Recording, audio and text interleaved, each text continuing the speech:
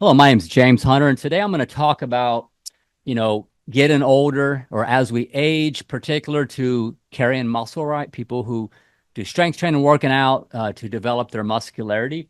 And there's two different categories I'm going to kind of focus on today.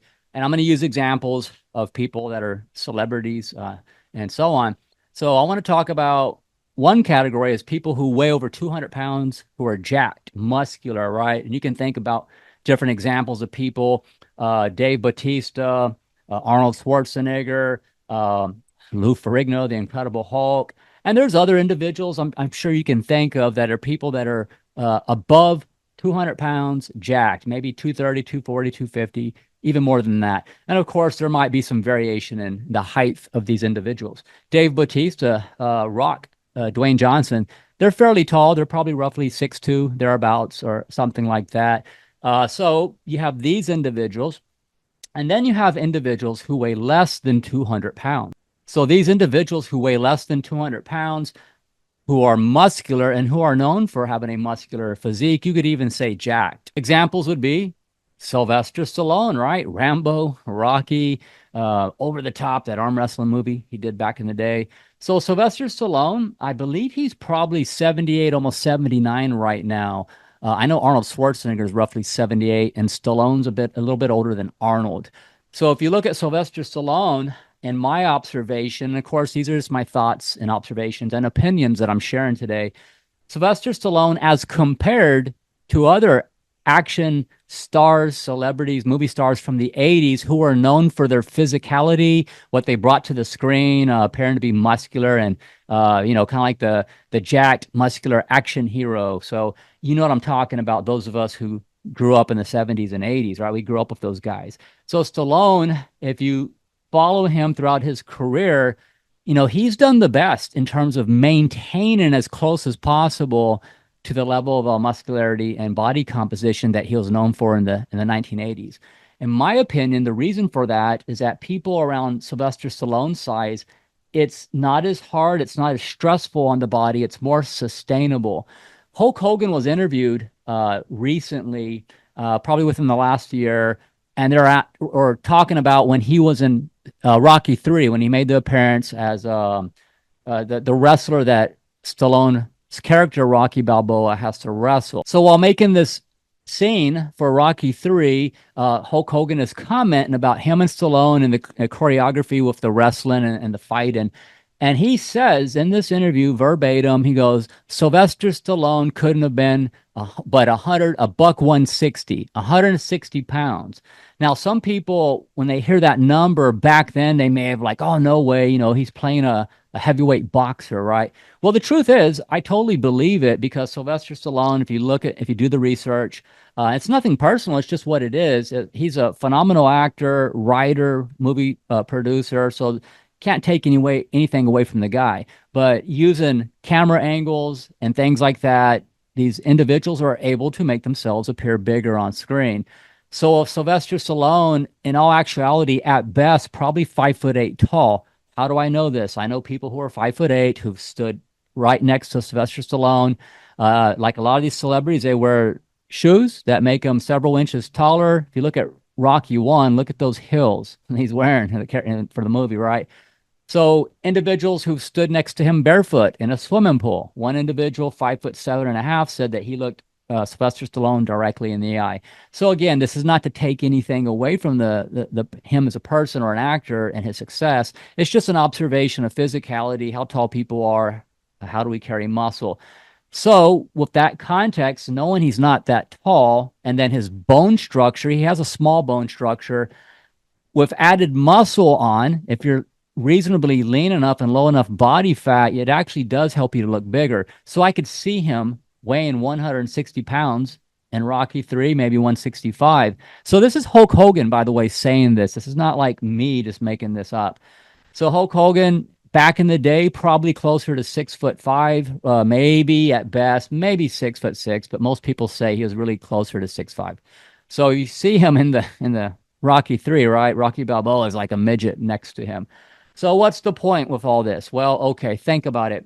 If you look good at 160, 165, That's not a lot of stress on your body in terms of how much food you need to eat. It doesn't take that many calories. You're not having to force feed yourself constantly all day to maintain that degree of muscle mass. I myself, as an example, right now by choice, I'm around 155 pounds. I can get up to 160, 165 pretty easily if I want to. All I have to do is just start consuming more calories and change a few things up. And in literally 3 weeks, I'll be 160, 165. Doesn't take me that long. I'm 5'8" tall. My bone structure would be considered medium. My wrists are 7 inches. So on myself, it doesn't take a whole lot of me putting on maybe 5 pounds, and it's noticeable on my bone structure. People say, "Hey, man, you got a lot bigger," or they're surprised when I'm at the gym and I have a good pump. They don't believe me when I say I weigh 155.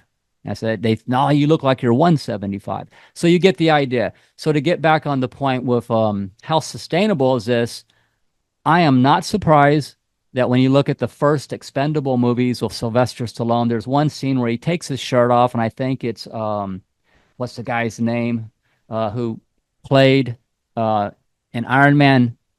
I think it was Iron Man 2. He plays the villain guy with a Whiplash guy character. I'll think of it when I'm not trying. So if I'll pop a picture up here.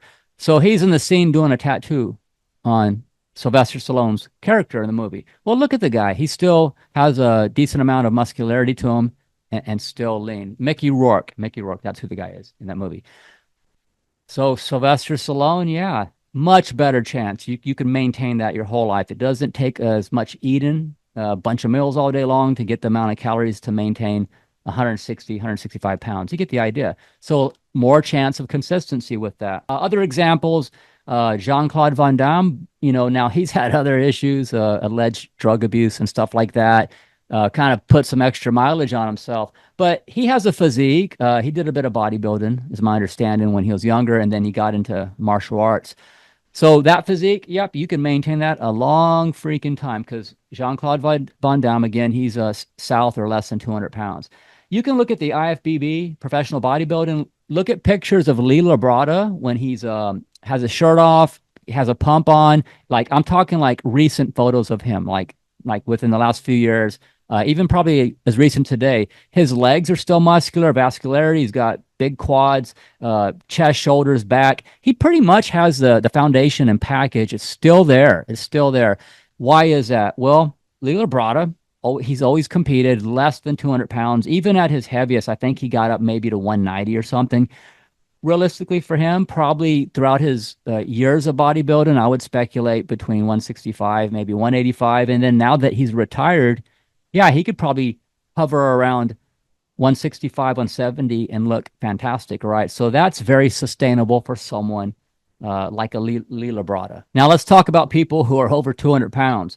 Well, let's look at Arnold Schwarzenegger. Now, Arnold actually is probably on the lighter side of individuals who are known for being very impressive with their physical aesthetics and muscularity and size, because Arnold was pretty big guy. He was ahead of his time for his day in terms of his muscularity, his chest, his arms, his back. He had a very impressive physique. And realistically, from what I have read, his actual competition weight was probably closer to 235, 230, maybe at the heaviest, maybe close to 240 perhaps, based on interviews and just other literature I've read about what his actual real weight was. Arnold's bone structure made him appear a lot bigger, by the way, as part of those aesthetics. That's why he was very impressive when the visual on him. Lou Ferrigno was around 265 pounds in Pump and Iron, 1975. Arnold was maybe 228, 230, according to Lou Ferrigno. In an interview in Lou Ferrigno, his own words said Arnold's bone structure was so small that, it made him look huge in person. He mentions the first time he saw Arnold, how blown away he was at how impressive Arnold looked. So that's why in the movie docudrama Pump and Iron, Arnold's way lighter than Lou Ferrigno, but he's able to hold his own standing next to Lou in the most muscular pose, right? And all the other poses. Very impressive. And that's in part because that bone structure I'm talking about. But even then, for someone like Arnold, who probably realistically is closer to 6 foot in his prime, how sustainable is it that he's going to maintain that degree of muscularity while being that lean at the same time in his 50s and 60s and 70s? Not likely, not as likely, right? So Arnold himself even talked about why he downsized when he got in the movies. Conan the Barbarian is probably 215, 220 at the most. Same thing with Commando and some of the other movies and so on. In an interview, either with Johnny Carson or David Letterman, they asked him, well, how much do you weigh these days? And Arnold said, probably about 210 pounds. So think about that, right? Uh, Not as much weight as you would think. So Arnold, he's got other contexts, health issues with his heart, congenital that he was born with, and a lot of repairs, surgical repairs of his heart. I would imagine that probably somewhat hindered his ability to train. That probably had a factor too on how much he could still hold on to as far as his muscularity as he got older. But that's a whole other issue. Arnold's health issues that are apparently congenital, right? He's born with some conditions that ran in his family. So Arnold Schwarzenegger, right? Let's talk about Lou Ferrigno. Well, Lou Ferrigno made a comeback in bodybuilding in his 40s. You can see a lot of those photos from back in the day. But as you saw Lou age and get older, when he got into his 50s and then 60s, became a much leaner version of himself, almost looking more, well, athletic, but definitely not, that mass that he was known for back in the day. And why is that? Think about the amount of food you have to eat to stay that big, the training. And then, yeah, if you want to say drugs too, right? There's that reality, anabolic steroids, other anabolic agents, things like that, that some of these individuals are known to take. So you can look at other examples, not just Lou Ferrigno. You can look at people like Dorian Yates. I mean, he's a shell of a man, physically speaking, compared to what he used to look like, and he even admits that too. It's nothing like not making like fun of him or trying to poke fun. He even admits it himself. It's just not sustainable to be that big and expect to live very long. As far as longevity. So someone like Dorian Yates, what they try to do now is just promote more of overall fitness, athleticism, like, more what, people might call functional fitness and things like that. And there's a whole other list of individuals, whether they be professional wrestlers, professional bodybuilders, former NFL football players, and heck, even in sports like basketball sometimes, right? Some of these NBA players are pretty jacked. So later in life, you'll see them downsize, if you will. So part of that is back to what I was getting at earlier. People that just relatively are just much larger, they're in the 200 plus pounds of having that muscularity while being lean at the same time. It requires a lot more calories, a lot more food to maintain that or to fill that size, right? To maintain it, that muscle. And then, of course, just the working out's a part of it too. So these are just my thoughts and opinions, right? I think that's just pros and cons to everything. Nothing wrong with being an individual who gets that jacked and big. If they have the ability to do it, I suppose why not do it when you're young and have that experience with it? But it's not likely to be sustainable. You're going to hold on to it forever. As far as Dwayne "The Rock" Johnson, right? A lot of people get in arguments and videos and comments about whether he's natural or he's not natural, or at a minimum, he does TRT or HRT, hormone replacement therapies, to help optimize his hormones. So people get into all that business. I'm not going to make an argument one way or the other. Most people have common sense to make up their own minds on that.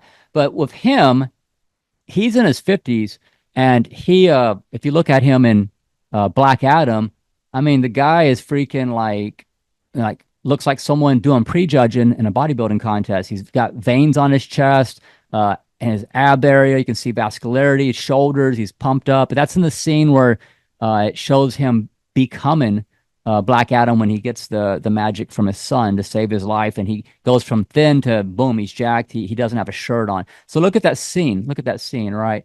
So he's someone who's pushing the envelope, right? How sustainable is that? I imagine it's a lot of food he has to eat. People can make the arguments whether he uses bioidentical hormones, steroids, to help him maintain that at his age. Again, that's a whole other video and conversation. People who have opinions about that. But who's to say how long that's going to be sustainable for him, right? Is he going to keep doing that till he's 60? I would guess not. In my opinion, I don't think it would be smart to be 60 and trying to be 250 pounds, 260, whatever his weight is these days. Things like hypertension, blood pressure, stress on your joints, other issues that might be exacerbated or created by weighing that much, and the stress it takes to stay that big when you get older. So to circle back to the example of Dave Bautista, right? Well, a lot of people probably seen that transformation. He makes different reasons for why. So I think you get the idea. This is just my thoughts and opinions and observations. If you're a smaller individual, weigh less than 200, if you weigh less than 200 pounds, um, it's going to be easier. You can hold on to, I guess, your relative gains for your situation pretty much for a very long time. I've seen some pretty jacked 70-year-olds, but they do not weigh over 200 pounds. They're like under 200 pounds. So, anyways, what are your thoughts, opinions? You agree, disagree? Maybe you have a different angle. That's fine. I'm not saying this is absolute by any means. It's black or white. Definitely shades of gray, right? Anecdotal stories and people's individual situations. I hope everybody has a good day. If you like the video, please like, subscribe to my channel. I have video topics on physical health, mental health, wellness topics, other things of interest. You might check it out. Have a good day and thank you.